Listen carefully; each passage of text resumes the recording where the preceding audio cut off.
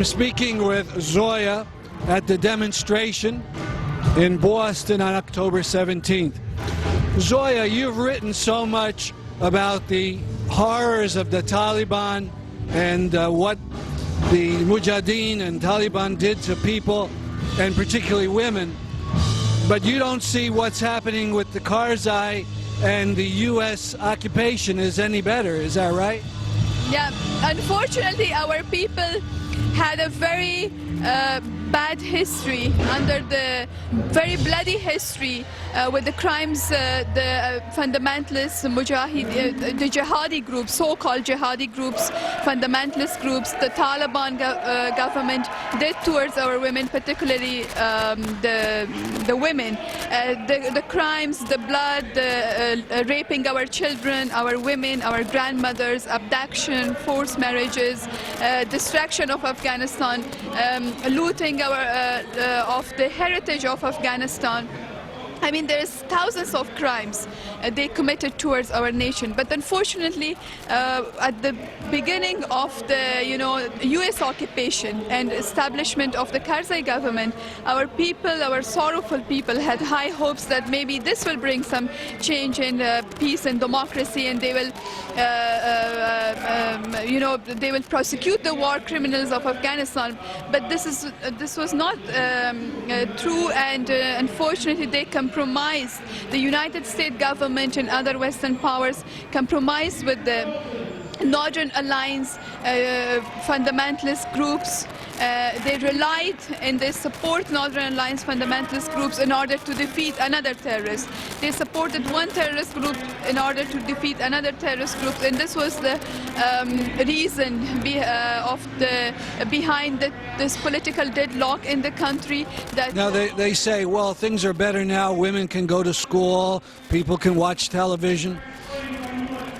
We see that, yes, the doors of schools are open. Unfortunately, this is considered in the West as a sign of liberation of women. But this is not true, because, yes, the doors of school practically is open, but the majority of the families, a majority of the parents do not want to send the children to school, particularly girls, because on the way to school they are being kidnapped, they are being gang raped, they are being killed. Many incidents of acid throwing, they put acid on the face of the students. And this is happening right now. Right now, with the presence of thousands of troops, with the presence of tens of foreign countries in Afghanistan, with the billions of dollars that is coming poured in the country. Today we see that our children, our women are, every day they are being, as I said, being raped, kidnapped, killed, and forced to marry the powerful gunmen. And from the other side, United States and NATO troops are killing our civilians on daily basis. Would it be better if the NATO troops in the U.S. left Afghanistan?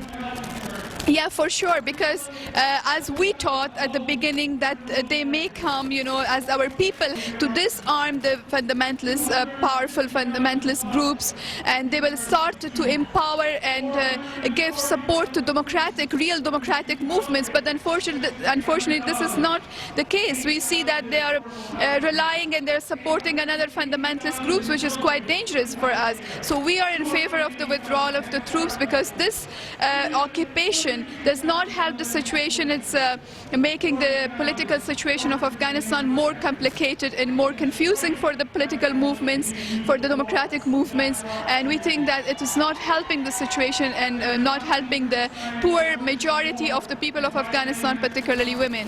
If the foreign troops left, organizations like RAWA and others think that they can wage the fight for rights better?